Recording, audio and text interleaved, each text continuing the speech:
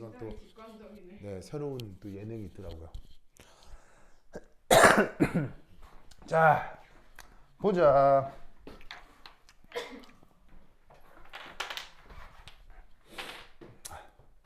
그 에소비타를 가지고 그 레디얼 디스트리뷰션 펑션에 대한 설명을 조금 더 구체적으로 해보면 레디얼 디스트리뷰션 펑션 그 뭐냐면 수식의 표현은 뭐예요? 바로 레디얼 파트가 있으면 그거를 레디얼 파트를 제곱한 다음에 거기다가 R 제곱을 또 하는 거죠.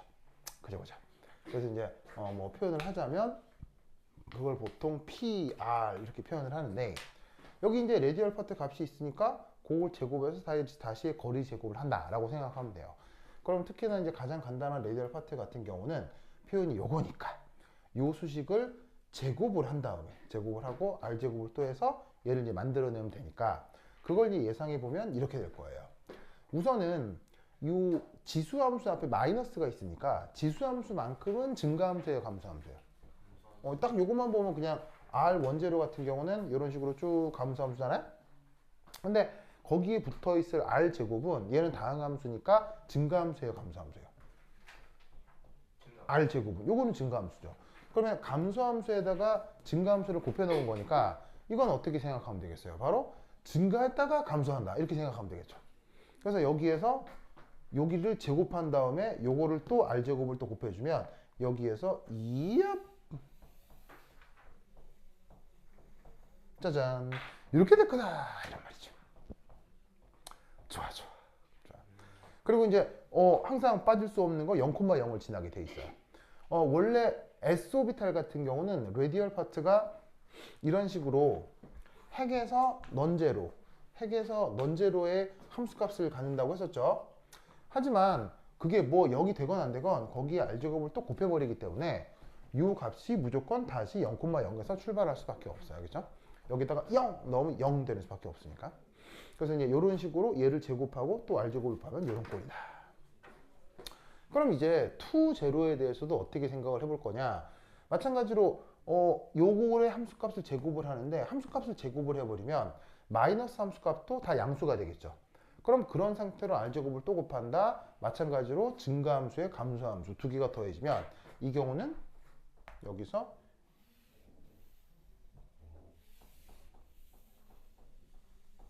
짜잔 요런 꼴이 되어 나타날 겁니다. 이때 이제 그 눈여겨볼 것은 바로 요런 부분 혹은 이런 부분.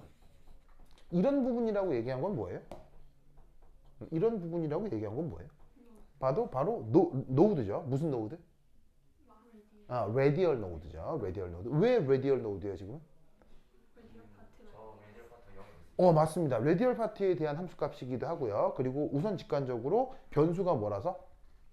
R이어서 하겠어요? 변수가 거리에 대한 거여서 거리에 대한 노드가 바로 레디얼 노드가 돼요. 그래서 이런 것들이 바로 레디얼 노드의 존재가 되는 거죠.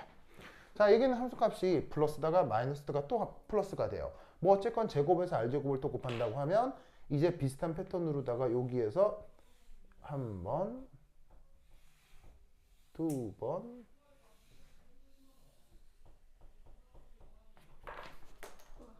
우이씨, 됐어. 그래서 이렇게 나타나게 될 것이다. 됐죠? 이 아이디어를 기억해 두시면 되겠습니다. 그래서 이렇게 레디얼 파트 각각에다가 레디얼 디스트리뷰션 펑션을 저렇게 만들 수 있으면 됩니다. 이 표현 꼭 기억하시고 이 레디얼 디스트리뷰션 펑션 예를 들면은 뭐 표현 방식이 이렇게 되죠.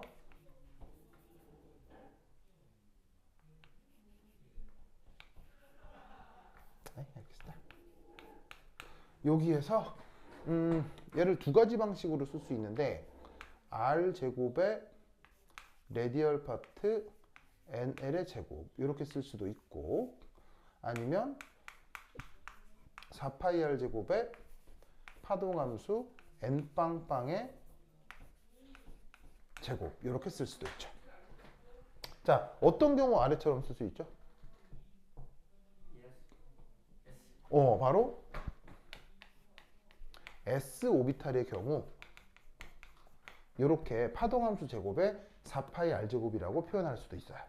근데 이제 보통은 레디얼 파트 제곱에다가 r제곱이라고 표현하는 게 보통이고요.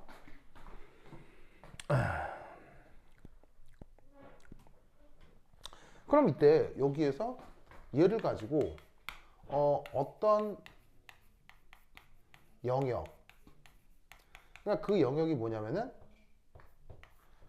저 핵에서 전자까지 거리 기준으로 R1에서 R2다.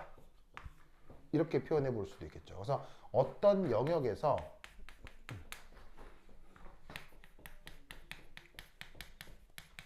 전자 발견 확률 요거를 표현해 보고 싶다면 어떻게 해주면 되느냐, 바로 여기에 있는 레디얼 디스트리뷰션 펑션을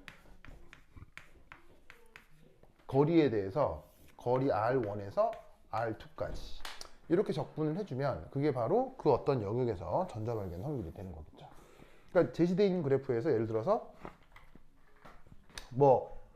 원자 핵으로부터 거리가 이렇게 R5만큼 떨어진 곳, 핵으로부터 이렇게 R2까지 떨어진 곳. 그러면 여기서부터 여기까지 이 면적.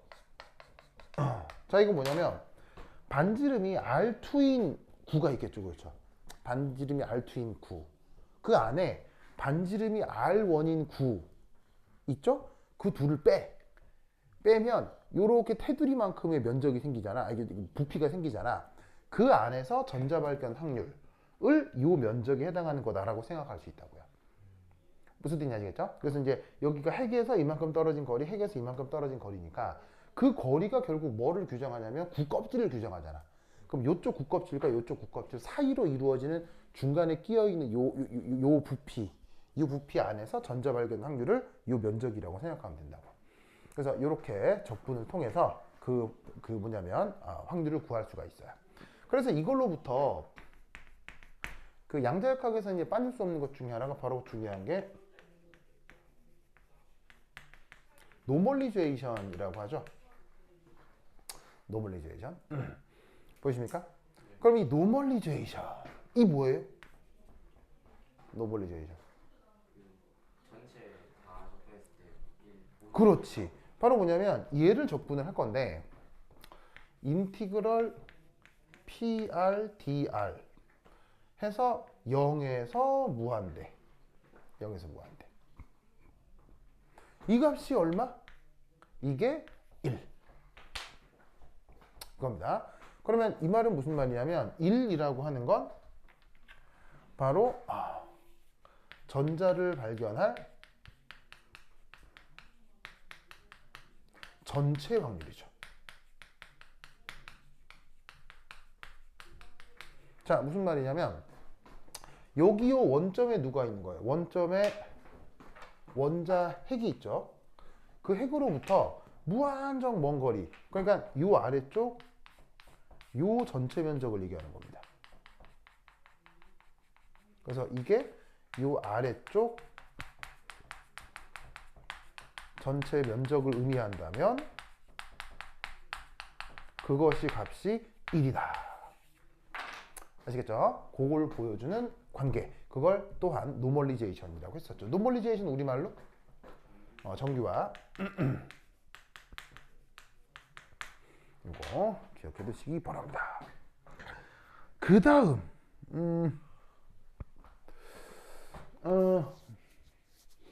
그래서 사실 그렇게 그리자면 말이에요. 그러니까 예를 들면은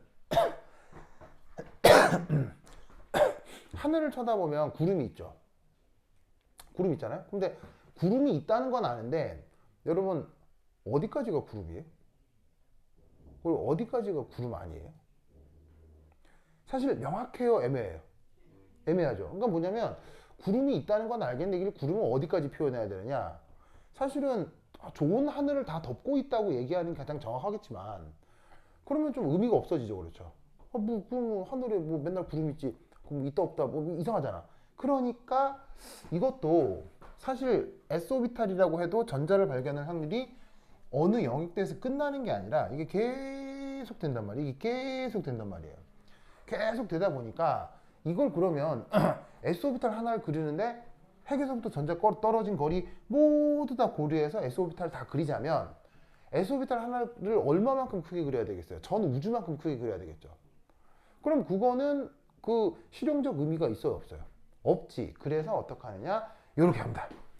여기 지금 이렇게 최외곽선으로 경계 둘러놓은 거 있죠. 이 최외곽선으로 왜 하필 이렇게 구라고 뿅 그려놨느냐? 그럼 이 바깥쪽은 전자 발견 확률이 없느냐? 아니에요. 이 바깥쪽도 전자 발견 확률이 다 있어. 그런데 왜 이 영역까지만 잘라 놓는 것이냐? 바로 여기까지 이 적분한 면적이 이게 0.9 거기까지만 최외곽선으로 경계를 그린 거예요. 무슨 말 알겠죠? 그러면 이 말은 무슨 말이냐? 3, 4 전자 발견 확률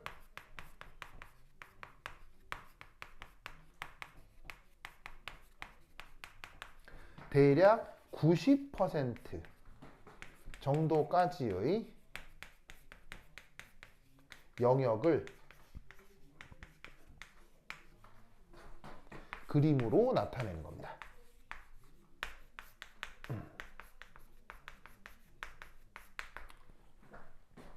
그래서 지금 이렇게 구형으로 그린 게 요 영역 안에 전자 발견 있을 확률이 90%다라는 뜻인 거죠.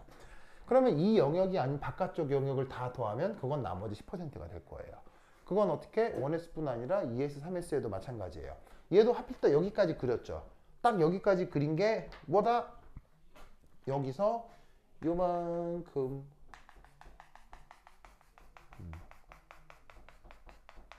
요 영역에 해당하는 요 총면적 있죠. 요 총면적. 이게 뭐를 의미하는 거다? 0.9. 알겠죠? 네. 그렇게 S오비탈뿐 아니라 P오비탈, D오비탈도 다 그렇게 그려지는 거예요. 그래서 S오비탈은 구형이고 다른 애들은 다른 모양일 텐데 뭐가 됐건 간에 어떻게 그림으로 나타낸다는 것 자체가 뭐라고요?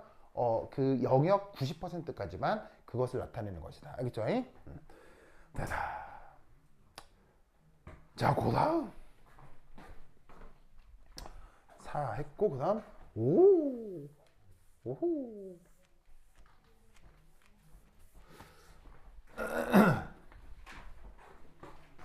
그림이 오! 쓰이나요? 다시 뭐라고? 그림이 저것도 쓰여요. 이거요? 이게 필기에서. 이 그림 하나 더 쓸 거예요. 요 그림만. 이거 왜? 그림 버리게? 왜요? 다음 자로 넘어. 다음 주에 넘어갔다고요?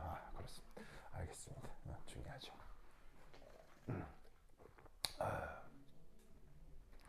아유, 좋아. 자, 그 다음, 5번째는, 이게 묘하게도, 이 지금의 PR, 요것을 수능 알죠? 당연히 어느 나라에서 시행되는 입시 시스템이죠? 우리나라죠, 우리나라. 그래서 지금의 요 언급하고 있는 radial distribution 펑션을 이 수능에서만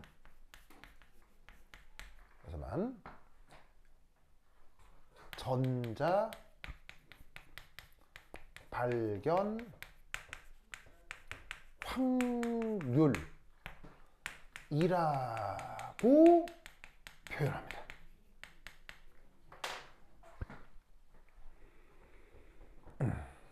자, 그러면 다시 한번 엄밀하게 물을게요. 이 radial distribution 펑션은 전자 발견 확률인가요? 이 radial distribution 펑션은 수능에서 언급하는 전자 발견 확률인가요? 정답.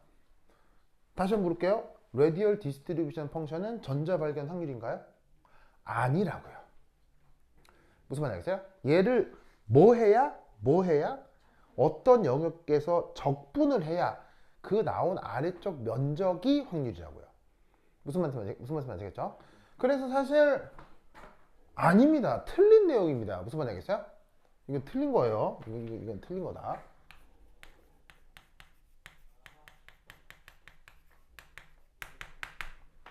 그래서 사실 이 수능이라고 하는 체계가 저것뿐만 아니고 저렇게 막 틀린 게 많아요. 이렇게 명백하게 틀린 것도 있고 뉘앙스적으로도 조금 이상한 것들이 있고. 그래서 이런 걸 보면 어떻게 이게 그 국가 권력을 이용해서 세금을 동원하여 국민들에게 거짓을 심는지 이거 진짜 모르겠는데 뭐 하여튼 좀 문제가 있긴 있습니다.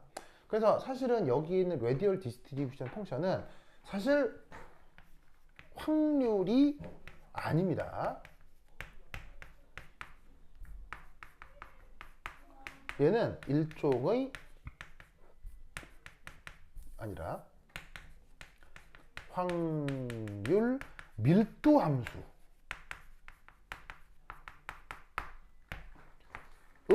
한 종입니다. 무슨 말인지 알겠죠? 즉 무언가를 적분해야 확률을 알 수 있을 때 그 적분을 하는 대상 함수 있죠. 그걸 항상 확률 밀도 함수라고 하는 거예요. 확률 밀도 함수 어디서 얘기했었죠? 오, 바로 probability density 펑션이에요. 그 얘기 어디서 내가 맨 처음 했어요? 이 probability density 펑션 언제 맨 먼저 이 얘기를 했었어요?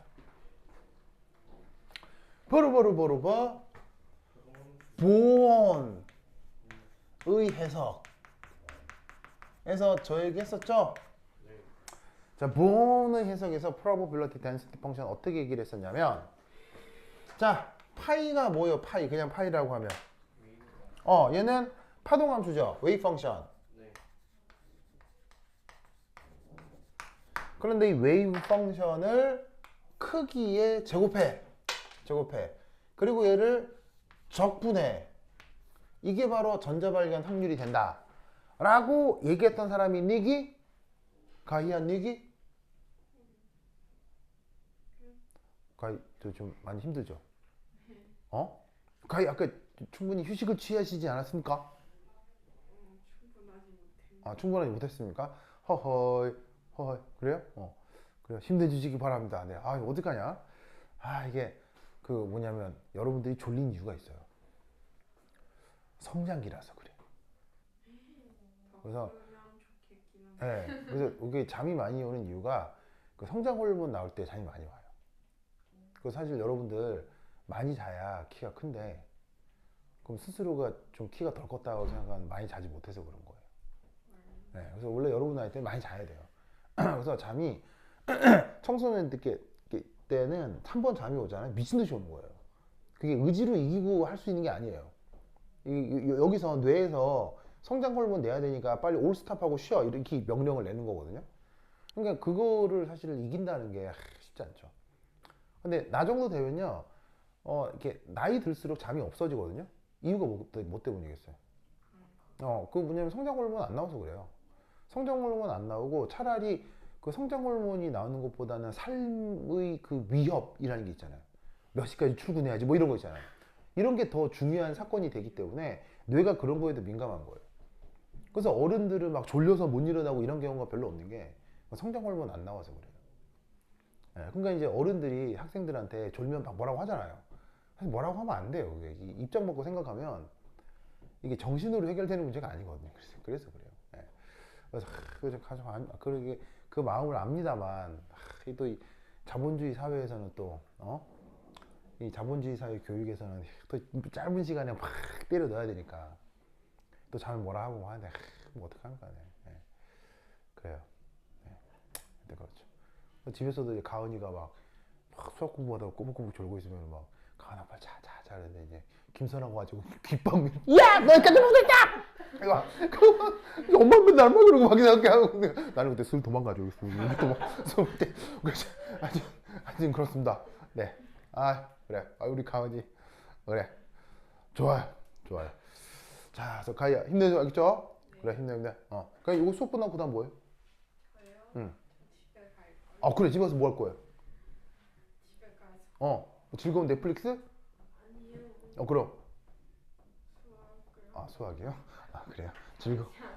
그래 즐거운 수학. 불가능사. 아니면은 못하면은 얘랑 같이 뭐 스터디 카페. 아, 자기 마산인 스터디 카페로 옮기는 건 어때요? 어? 글쎄요, 거기까지. 어? 어? 어? 제 바로 저기 어? 있는데. 아 그래요? 네, 저 집이 여기. 응. 아니면 그냥 가인의 집에 가서 스터디를 하는 건 어때요? 네? 네? 어? 네? 그래? 왜요? 저희 가인의 집에 가면 엄마가 무단 침입 하시나? 그건 아니잖아요. 그리고 가인의 어머니도 준영이 아시는 거 아니에요? 네? 모르는 아니, 이유가 아니, 아니. 모르세요? 진짜로요? 왜요? 부모님들이 잘 아는. 아는 사이는 아니고 저는 학교 애들 얘기 엄마도 잘 안 해요. 여러분들은 어머니 왜 안 해요? 그게 지역별로 나눠요. 맞아요. 창원, 마산, 진해, 뭐 김해. 그래서 진짜로요? 지역마다. 그런 거 있어요? 모임이 있어요. 동기끼리 다 아는 게 아니어가지고 그냥 지역이 겹치면 아는데 어머니들끼리 모임 음. 하시면 아니 나는 되게 이상한 게 그래야 100명밖에 안 되잖아요. 맞기는 그러게. 60명. 근데 100명이 다 모른다는 얘기예요? 꼴랑 100명이 서로 몰라요? 약간 응. 그 분산이 커요. 학부모들끼리는 모르는데 응. 애들끼리만. 다 대부분 다 애들끼리. 그렇지. 근데 모르는 사람이 많더라고. 이상하네. 아니, 나도 동기가 90명이거든요. 동기 90명이면 부산도 지역이 넓단 말이에요. 그럼 애들이 동래구 애들 대신 그쪽 중구 애들 노는 게 아니고 그냥 나는 동기가 뭐야? 선후배 이름도 다 알았는데 그래봐야 300명밖에 안 되잖아요. 그러니까는 내가 학교 다닐 때는 모든 학교 애들이 동기는 물론이거니와 선후배 이름도 다 알았거든요. 다들 공부 안 하고 친구 사귀는 것만. 그러니 다 서울대 갔죠. 똑똑하시잖아. 다 서울대 갔죠. 이미 똑똑하시잖아. 그러니까 그게 좀 분위기가 다른가? 그래가지고 그래서 나 때는 어머니 회가 있잖아요. 내가 다니는 학교 어머니 회는 하여튼 엄청 돈독했어요. 어머니들끼리. 그래가지고 지금까지 모임하세요. 지금까지. 그러니까 박정희 여사가 지금 연세가 어떻게 되죠? 거의 80 가까이 되셨는데, 네, 박정희 여사가 80 가까이 되셨는데 아직도 모임하세요. 네, 그리고 그분들 중에는 막 돌아가신 어머니들도 계시고, 그럴 거 아니에요. 연세가 그렇게 되면. 그러니까 내가 학교 다닐 때 알았던 내 친구의 엄마의 부고 소식을 내 엄마한테 전해 듣는 거예요. 엄마 누구네 엄마 안녕하셔? 아유 저번 달에 죽었다. 그리고 이게 그럼 정말요. 정말요. 그렇다니까요. 그래서 이게 이 영재고나 과학고는 어머니 회가 되게 끈끈한데 이게 또 시절별로 다르구나. 경쟁하는 게 있으니까. 맞아요. 경쟁이요? 견제가 있어. 경제 이런 게 있어요. 약간 과거랑 영재고 사이 경계가 있거든요. 네. 과거까지는 약간 그런 영재고까지 가면 약간 그렇게 돼요. 그래요? 하여튼 다들 잘하니까. 과거 하면 약간 어머님들 다 웃고 묻은 계시는데. 그 뭔가 나름의 사정이 있나 보네요. 그래요? 알겠습니다. 네. 그래도 친하게 지내요. 알겠죠? 친하게 지내시고 그리고 학교 좀 잘 가고 못 간다고 해서 그거 그렇게 인생에서 크게 그렇지 않아요. 의외로. 그리고 뒤집을 수 있는 방법 되게 많아요. 엄청 많아요.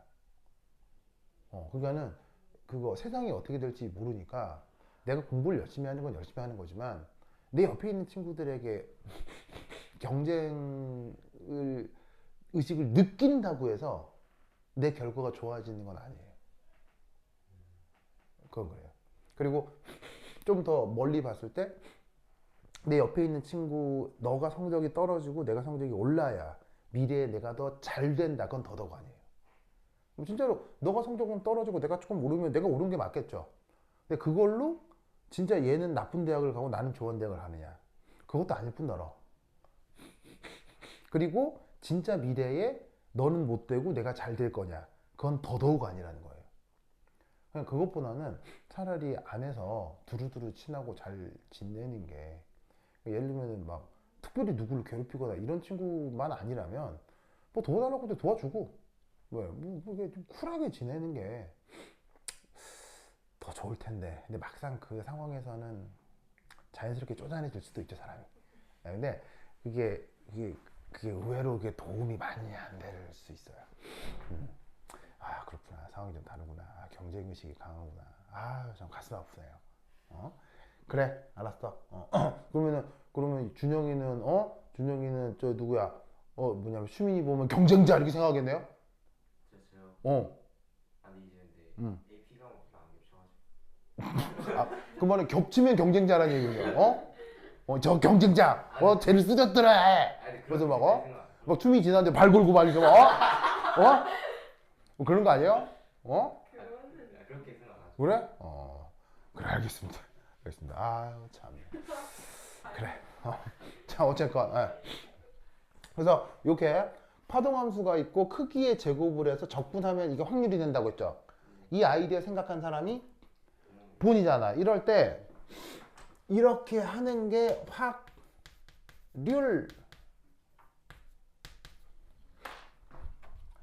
확률이라면 이 알맹이를 뭐라고 불렀다고요? probability density function이라고 했다고요. 그래서 probability density function은 사실 양자역학 용어라고 했어요? 통계학 용어라고 그랬어요? 이건 통계학 용어예요. 알겠어요? 뭔가 확률을 구하는데 적분 전 단계, 그걸 probability density function이라고 하는데, 여기에 있는 radial distribution function도 어쨌거나 적분해서 확률을 알아내잖아요. 그러니까 이 안에 들어있는 이 함수도 확률이 아니라 확률 밀도 함수라고 해야 정확한 표현이에요. 그런데 수능에서는 그냥 전자 발견 확률이라고 하는 거죠. 그래서 그냥 어쨌거나 개떡같이 얘기해도 콩떡같이 알아먹으면 돼요. 그죠? 이거 꼭 기억해 두시기 바랍니다. 오케이, 됐다. 그 다음. 또, 저 피어리랑 저거랑 똑같은 거죠? 다시, 어떤 거? 또? 아니면 다른 거? 뭐라고 다시요? 저 피어리 요거하고요. 저거랑 프로빌리티 덴시티 펑션이랑 이거? 같은 거 아니에요? 이게 probability density 펑션은 통계학 용어이기 때문에 어떤 상황에서 적분을 구했는데 뭔가를 적분해서 구했다면, 확률을 구했는데 뭔가를 적분해서 구했다면 그 적분 대상인 모든 함수를 probability density 펑션이라고 할 수 있다고요. 그런데 적분의 적분 기호가 다를 수가 있는 거죠. 이 적분은 3차원 중적분 표현이고요. 이 표현은 거리 단일 적분이 되는 거죠. 그러다 보니까 적분 구간, 적분 그 형태가 다르기 때문에 안에 들어있는 함수의 종류가 다를 뿐인 거지, 서로 다른 종류의 함수들이라고 해도 통계학적으로는 probability density 펑션이라는 거예요. 그러니까 즉 양자역학적으로는 다른 꼴의 함수지만 통계학적으로는 probability density 펑션, probability density 펑션이 되는 거예요. 다만 양자역학적으로는 구분이 되니까 얘는 파동함수의 크기의 제곱이라고 하는 거고, 얘는 radial distribution 펑션이라고 하는 거고.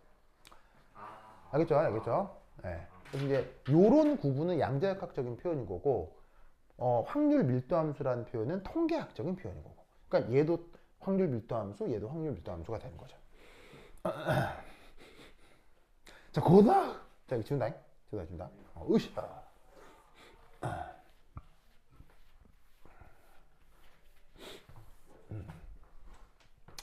그 다음 6.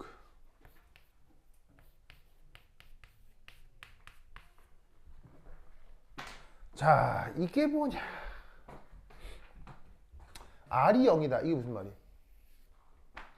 R이 0이다. 바로 원자 핵을 얘기하는 거죠.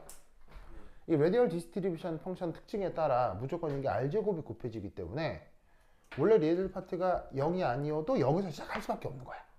0이 아니어도 0에서 시작해. 그 다음에 0이 아니어도 0에서 시작해. 무슨 말인지 알겠어요? 그래서 이게 진짜 이게 0,0에서 시작하네? 그럼 이게 무슨 의미냐? 이걸 어떻게 해석할 수 있냐면 이렇게 해석할 수 있어요. 바로 핵 근처에서 핵에서 혹은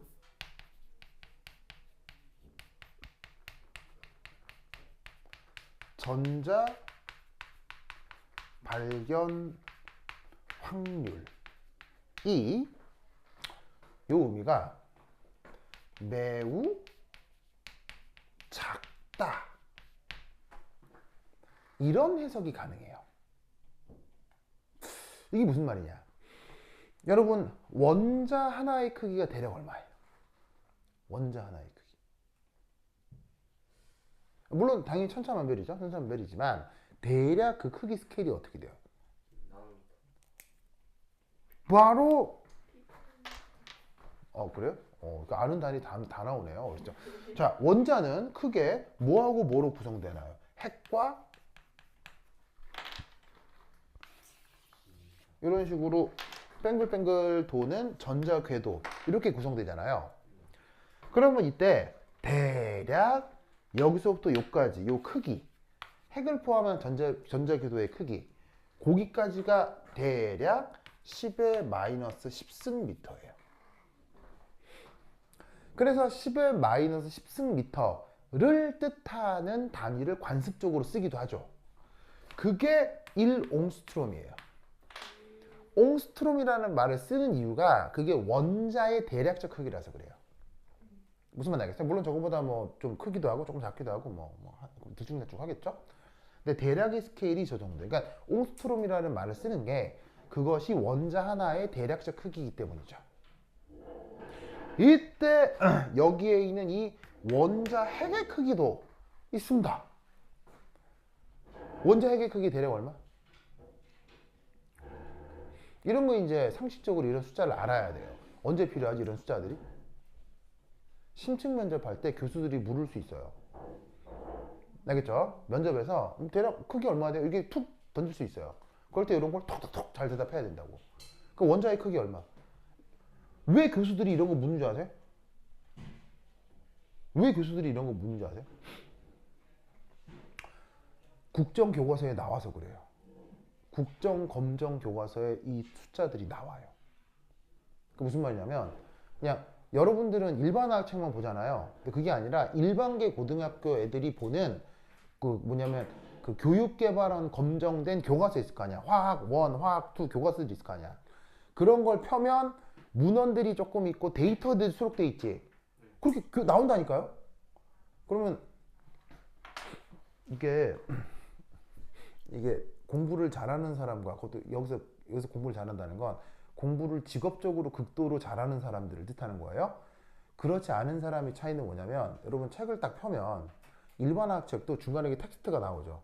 텍스트가 나오고 여기 보면은 이렇게 공란이 있어서 필기할 수도 있고 하잖아요. 그럼 대학책 같은 거 보면 이렇게 텍스트가 있고 여기 칸이 쭉 비워져 있다가 한 번씩 여기 표나 그림 같은 게 뿅 나오잖아요. 그럼 표 보면은 몇몇 물질들의 데이터들이 약간 수록되잖아요. 공부 잘하는 사람들은요, 그거 다 외워요. 표를 외워요, 표를. 물론 모든 숫자를 다 외우는 게 아니고요. 그거의 대강의 경향성을 무조건 눈으로 확인해요. 그래서 공부를 많이 하고 공부를 직업적으로 하는 사람들은 머리에 뭐가 쌓이게 되냐면 구체적 숫자가 데이터가 돼가지고 이게 암기가 돼 있어요. 그러니까 전문가들은 원자 변경 하나의 크기 10의 10승미터, 핵의 크기 얼마 바로 알고 있어요. 그리고 탄소 단일그램력 350kJ/mol 이런 거 외운단 말이에요. 그래서 그걸 학생들한테 던지는 거예요. 너도 외우냐? 이렇게.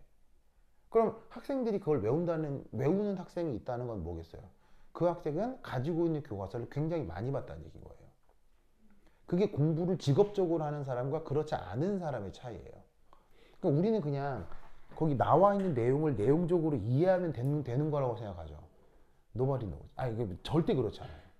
직업적으로 공부를 한다는 건 안에 들어있는 데이터를 암기하는 거예요. 그게 진짜 공부예요. 그래서 그걸 교수들이 슬쩍 떠보는 거예요. 너가 책 좀 봤니? 뭐 이런 식으로. 그래서 면접에서 이런 걸 묻는 겁니다. 알겠죠? 그러니까 이게 원 교과서에 이게 나와서 하는 말이에요. 알겠죠? 원자의 크기 얼마게요? 10의 마이너스 15승미터예요. 그러면 10의 10승미터, 10의 15승미터 아무런 느낌이 없죠? 그럼 이제 이게 대략 우리 눈에 보일 스케일로 바꾸면 이 원자 하나의 크기 있죠? 원자 하나의 크기를 근처에 있는 CT7 단지라고 했을 때 CT7 거기 뭐 이렇게 상업 공간 엄청 크잖아요. 거기를 싹 비우고 바닥에서 하늘 천장 끝까지 건물 천장 끝까지 탁구공으로 다 채우면 그 탁구공 하나의 크기가 이 정도 되는 거예요. 그러니까 CT7 전체 크기를 원자라고 했을 때 거기에 탁구공 하나가 핵의 크기 정도 되는 거예요. 그러니까 상대적으로 엄청나게 작은 크기지. 이 핵의 크기 처음 측정한 사람? 다 아는 사람이. 이 핵의 크기 처음 측정한 사람. 네? 핵의 크기 처음 측정한 사람. 여러분 다 배웠어요. 네, 바로 러더포드요. 러더포드가 뭐 발견했죠? 원자 핵 발견했죠? 무슨 실험에서? 알파 입자 산란 실험에서. 그 알파 입자 산란 실험으로 핵의 존재만 규명한 게 아니고요. 알파 입자 산란 실험의 패턴, 알파 입자가 어떤 공률로 퍼져나가느냐, 그리고 확률이 어떻게 됐느냐로부터 핵의 대략적 크기도 계산했어요. 그래서 그 계산 결과가 10의 마이너스 15승미터 정도 되는 겁니다. 그렇게 따지면 이 데이터는 노벨상 데이터예요. 노벨상을 받은 데이터라고요. 그러니까 이런 데이터는 알아야 된다고. 무슨 말 알겠죠? 자, 그럼 여러분 잘 봐요. 핵에서 전자 발견 확률을 구한다면 형식적으로나마 뭘 한다는 얘기예요? 인티그럴 PR dr에서 어디서부터 어디까지 적분하라는 얘기예요. 0에서 10의 마이너스 15승미터. 이걸 적분하는 얘기죠. 맞습니까? 핵의 크기가 이 정도 된다며요.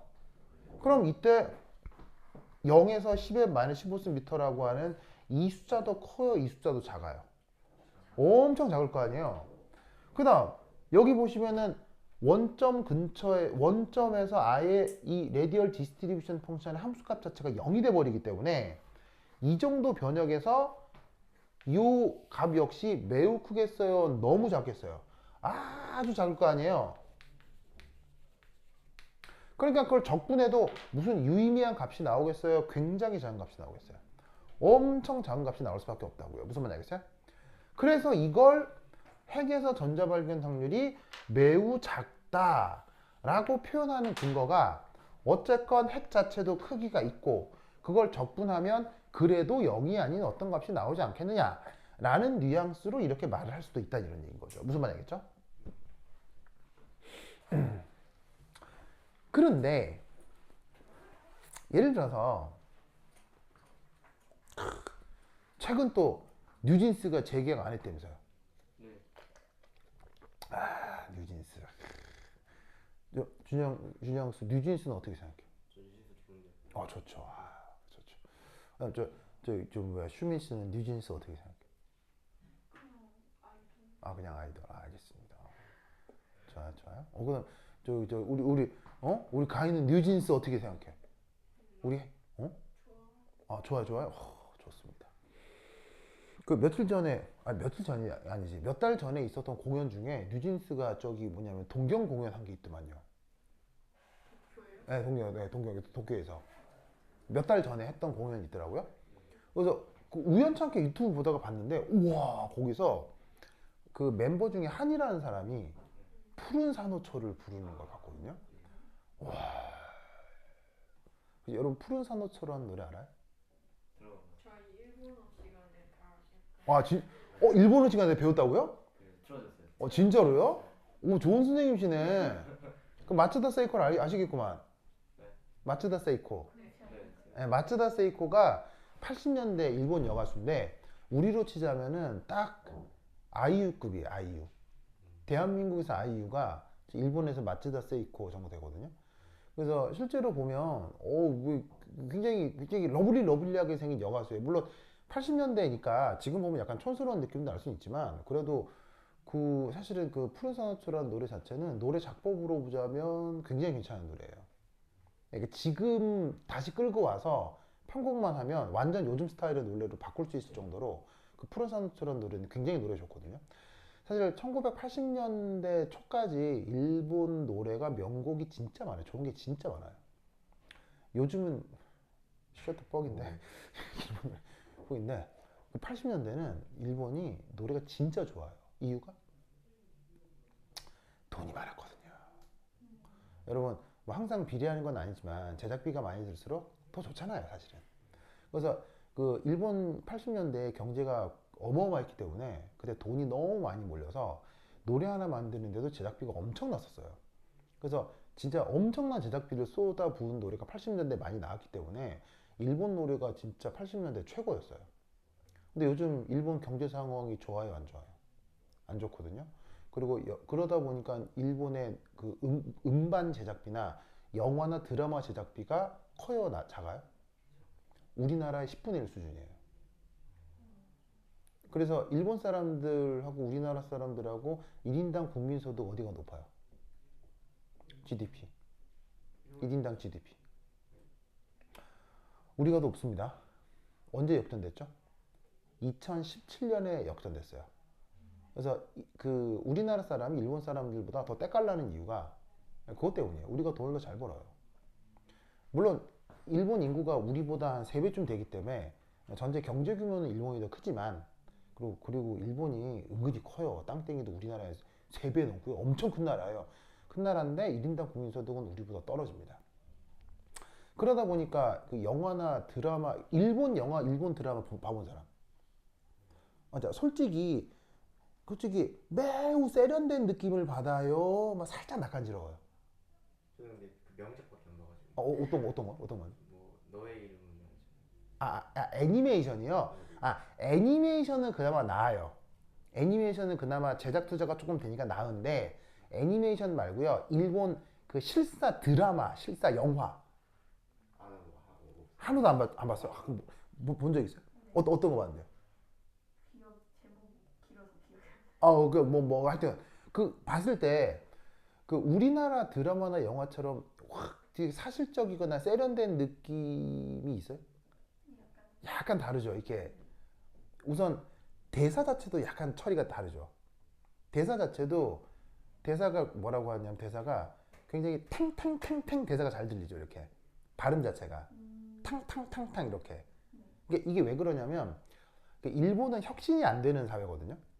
혁신이 안 되는 사회여서 모든 영화나 드라마에서 배우들의 대사가 연극할 때의 대사예요. 연극 대사는 여러분 실제 그 일상생활이나 영화나 드라마 대사 처리하고 완전 달라요. 왜냐하면 연극은 음향 장치가 있어요, 없어요? 없기 때문에 그 연극 발성은 그 소프라노 같은 성악 발성을 하듯이 대사 처리를 해야 돼요. 성악 발성을 하듯이 명확한 발음으로 저 끝에 관객들까지 들릴 수 있도록 아주 과장되게 대사 처리를 해요. 그럼 딱 들으면 대사가 연극 대사는 이렇게 탕탕탕탕 하면서 이렇게 소리에 딱딱딱딱 잘 들어와요. 마치 국어책 읽듯이. 그런데 우리가 일상생활에서 그렇게 발음해요? 절대 그렇게 발음 안 해요. 절대 그렇게 발음 안 하거든요. 그래서 연극 무대에서 엄청난 연기력을 보였던 배우를 영화에 데려다 놨을 경우 초반에 적응을 못하는 경우가 있어요. 왜? 영화 감독들은 그렇게 대사 처리하는 걸 매우 싫어하기 때문이에요. 왜냐하면 대한민국의 영화는 판타지를 좋아해요. 한국 사람들은 극사실주의를 좋아해요. 우리나라 사람들은 영화에 판타지 나오는 거 굉장히 싫어하죠. 그러니까 대사도 어떻게 해야 돼요? 영화 배우들이 그냥 일상생활 하듯이 대사를 해야 돼요. 근데 일본은 그런 게 아니에요. 일본은 연극에서건 드라마에서건 영화에서건 그 연극의 대사 톤을 그대로 따라야 돼요. 그러니까 일본 사람도 이렇게 말하는 사람 있어요. 있는데 그런 걸 영화에서 볼 수가 없어요. 그런 걸 영화나 드라마에서 여러분 이렇게 발음 흐리고 일본 사람들도 그럴 거 아니에요. 그런데 일본 영화에 나오는 조폭들은 정확하게 발음해요. 무슨 말인지 알겠어요? 그리고 거기에 감정의 과잉. 무슨 말인지 알겠어요? 감정의 과잉. 예를 들면은 캐릭터가 잘못하거나 실수할 수 있잖아요. 그러면 스미마셍 스미마셍 그 이런 그 감정의 과잉 연기가 있어요. 일본 영화는 딱 거기서 이렇게 감정 몰입이 확 깨지는 거죠. 너무 오버 아니야? 뭐 이게 한국 사람들에게는 너무 오버 아니야? 뭐 이런 거 있잖아요. 근데 그거를 일본이 못 깨요. 새로운 혁신이 안 되기 때문에. 그럼 왜 새로운 혁신이 안 되느냐? 경제가 정체돼 있어서 그래요. 최근 일본 노래 같은 거 들으면 뭐야 엄청 촌스럽고 일본 영화나 드라마 같은 경우도 진짜 너무 촌스러워서 못 봐요. 낯간지러워서 못 봐요. 그럼 그게 어디서 오느냐? 제작비에서 차이 오는 거예요. 이미 제작비가 한국하고 10배 정도 차이가 나기 때문에 우리나라는 예를 들면 뭐 미스터 선샤인급 드라마? 몇백억 들거든요. 한 100억 정도 드는데 일본은 드라마 제작비가 전체 최고 많이 써봐야 10억 내외? 그러니까 이게 퀄리티가 되게 다르죠. 그러다 보니까는 그 요즘 일본 노래는 셔터뻑인데 80년대 일본 노래는 이게 지금 상황하고 반대였던 거예요. 그래서 80년대 일본 노래는 최고입니다. 최고입니다. 그래서 80년대 한국 노래는요 거의 99.99% 일본 표절입니다. 일본 표절이에요. 어마어마합니다. 네, 뭐 H.O.T 이런 애들 표절 엄청 났습니다. 다 일본 거 다 표절을 했었거든요. 왜냐면 노래 수준이 차이가 나니까요.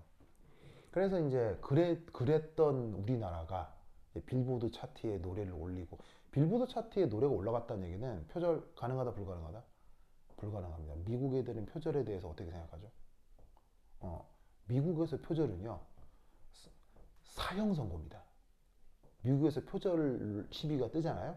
사형 선고이기 때문에 우리나라 노래가 빌보드 차트에 올라간다는 얘기는 그 모든 검증이 끝났다는 얘기인 거예요. 그래서 뭐 어쨌건 그렇게 시대가 바뀌어서 지금은 우리가 아무도 일본 노래를 안 듣지만 80년대 일본 노래는 진짜 어마어마한 노래가 많았거든요. 그 중에 하나가 마츠다 세이코의 푸른 산호초. 그래서 나중에 기회가 되면 봤다고 했죠. 유튜브에서 한번 보시면 진짜 유쾌 발랄하게 부르십니다. 그래서 그 노래를 알고 있던 내가 우연찮게 이렇게 하다가 뉴진스 무슨 공연 해가지고 이제 거기 그 뭐냐면은 그 한이가 푸른 산호초를 부르는 거 봤는데 와 마츠다 세이코보다 잘하던데요. 진짜 잘하던데요. 완전히 거기 사람 혼을 쏙 빼놓게 하던데요. 정말 잘하더라고요.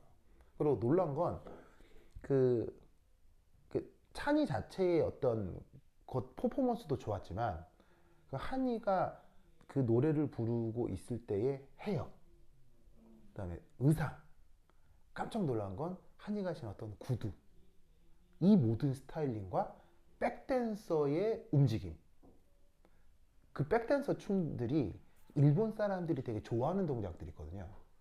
그런 것들을 딱 섞어가지고 그 전체를 이렇게 딱 이 프로듀싱을 했더라고요. 이게 뭐냐면 단순히 한이만 잘했다는 게 아니고요. 그 소비자의 취향을 알고 그 우리나라 프로듀서가 그거에 맞게 기가 막히게 만든 거예요. 그러니까 그 자리에서 일본 사람들 뭐가 뻑이 가죠. 뻑이 가는 거죠. 그래서 그거 보고 와 역시 우리나라 엔터테인먼트의 수준은 이거 진짜 어마어마하구나. 그러니까 이제 일본은 더 이상 쫓아올 수 없을 정도의 수준이에요. 그러니까 적어도 엔터테인먼트만 듣고 보면. 그래서 한이가 부르는 거 보니까 와 정말 잘하더라고요. 그러니까 내가 뭐 뉴진스 팬은 아닌데 그 장면만 딱 놓고 봤을 때는 한국 연예업이 연예업계가 진짜 엄청난 수준이구나를 또 한 번 깨달은 무대였죠. 그래서 그 뉴진스가 해체한 거예요, 그러면? 뭐 재계약 불발이면 해체 아닌가? 해체는 아니고 재계약 아니고 그럼 얘가 근데 뭐 어쩌자는 건지 뭐 하여튼 그렇다. 그래서 갑자기 또 우리 가희가 자길래 가희 좀 괜찮아요? 저 지금 필기를 하고는 있는데 똑같은 문자를 3번씩 고쳤어요. 좋아. 그럼 내가 이 뉴진스 한이 얘기를 왜 했느냐? 그렇다면 여러분 그 뉴진스의 한이와 우리 준영이가 네? 사귈 수 있을까요? 갑자기 네? 자, 한이요. 공상가? 몰라. 나름 가는. 그러니까요. 맞지. 그러니까 이제 뭐냐면 과연 준영이가 뉴진스 멤버와 사귈 수 있겠느냐? 의문이 떠올랐다고 칩시다. 그 의문을 해결해야 될 거 아니에요. 그럼 둘이가 사귀거나 사귀려고 하면 접점이 있어야 되고 접점이 있어야 될 여러 가지 스케줄을 고려한 예를 들면은 함수를 만들어 보자 이거지. 그래가지고 이제 준영이 한이에게 장가가기 프로젝트의 모델을 만들었다고 치자 이런 말이야. 그래서 그 모델을 만들어가지고 계산을 해가지고 모델을 딱 만들어가지고 계산을 막 했어. 그래서 드디어 나온 이제 계산 결과 막 게임 띠오리 막 이런 거 써가지고 막 계산했어. 막 무슨 말 나겠어요? 계산 결과 1000만분의 1 확률 나왔어요. 1000만분의 1. 그럼 잘 봐. 함수 모델을 만들었다. 계산을 했다. 계산 결과가 1000만분의 1이다. 라고 했을 때 여기까지는 누구나 이견이 없는 결과잖아요. 그럼 이걸 인간의 말로 언어로 옮길 때 자, 첫 번째 1. 그래서 준영이가 한이랑 사귈 수 있는데 그 확률이 낮을 뿐이다. 라고 얘기하는 케이스. 케이스 2. 절대 불가. 자, 어떤 게 더 맞는 말이에요? 어떤 게 더 맞는 말이에요? 1번이요. 바로 둘 다 맞거나 둘 다 틀리는 거죠. 무슨 말이냐면 그걸 말로 표현하는 거는 말로 표현하는 사람의 취향이 들어가는 거지 어디까지나 객관적인 건 함수를 만들어서 확률을 계산했더니 1000만분의 1이 나왔다 까지만 팩트고요. 그걸 말로 옮기는 건 그 말을 하는 사람의 취향과 뉘앙스의 차이라는 거예요. 그럼 무슨 말이냐? 핵의 전자가 있을 수 있을까요? 네, 핵의 전자가 있을 수 있는데 그 확률이 낮을 뿐이에요 라고 얘기하는 교사가 있을 수도 있고 핵에는 전자가 존재할 수 없다 라고 얘기하는 정의론 같은 사람도 있을 수 있다는 얘기인 거예요. 무슨 말인지 알겠어요? 에? 그러면 정의론은 왜 핵에는 전자가 존재할 수 없다 라고 얘기를 하냐면 그래 핵에 그래서 전자가 있었다고 치자. 그럼 그 다음 무슨 일이 벌어질까요? 핵에 전자가 있었다. 그럼 그 다음 무슨 일이 벌어질까요? 불안정. 핵하고 누가 만나겠어요? 분정. 핵하고 양성자가 만나겠죠. 핵에 전자가 있다고 치자. 그럼 전자가 핵에 있는 누구를 만나겠어요? 양성자를 만나겠죠. 그럼 핵하고 양성자하고 전자가 만나면 뭐가 돼요? 전자가 이렇게 있다가 핵 안으로 쑥 들어갔어요. 그럼 핵에 있는 양성자하고 전자가 만날 거 아니에요. 그럼 뭐가 돼야 돼? 양성자 더하기 전자가 뭐예요? 그럼 중성자죠. 중성자. 그럼 여러분 갑자기 없던 중성자가 생기면 핵결합 에너지 그 등이 변화가 되면서 내부에 있는 핵자 일부가 튀어나오거나 아니면 감마레이 같은 그 복사선이 튀어나올 수가 있어요. 그래서 어떻게 되냐면 만약에 전자가 핵에 들어가서 양성자가 생기면 거기서 갑자기 양성자가 튀어나오거나 감마레이가 튀어나오는 핵 반응이 진행이 되는 거죠. 그러면 잘 봐. 내 몸에도 원자 있어 없어? 있지. 근데 내 몸에 있는 원자에서 어떤 전자가 내 원자의 핵으로 들어갔어. 갑자기 없던 중성자가 생긴 거지. 그럼 내 몸에서 중성자가 막 나와. 막 감마레이도 나오고. 그래서 나는 걸어다니는 핵폭탄이야. 자, 그런 일 벌어져 안 벌어져? 그런 일이 있을 리가 없잖아. 무슨 말인지 알겠어요? 그런 일이 있을 리가 없으니까 정의론은 전자가 아예 없음을 보여주는 표현이라고 생각하는 거예요. 나는 이렇게 해석을 하는 거예요. 알겠어요? 그런데 교사에 따라서 그렇다기보다는 확률이라는 건 이렇게 정의가 되기 때문에 0이 아닌 어떤 수치가 나오는 건 명확하므로 핵의 전자가 있을 수는 있으나 그 확률이 낮을 뿐이다 로 표현하는 교사가 있을 수 있다는 얘기예요. 그렇다면 이 부분에 대한 해석을 하라고 할 때 여러분은 뭘 따라야 되느냐? 강의하는 교사의 취향을 따라야 돼요. 그래서 이 부분에 대해서 어떻게 해석을 해야 할까요? 라고 담당 교사한테 확인을 해야 돼. 그래서 교사가 뭐라고 하라는 대로 써야 돼. 아시겠죠? 그래서 나는 없다고 가리키는데 사람마다 뉘앙스가 다를 수 있어. 알겠죠? 그래서 요거는 담당 교사의 취향을 확인토록 하시기 바랍니다. 됐죠? 좀. 오케이. 됐. 그러면 가위 때문에 한 10분 쉬었다도록 하겠습니다. 환절 받으세요.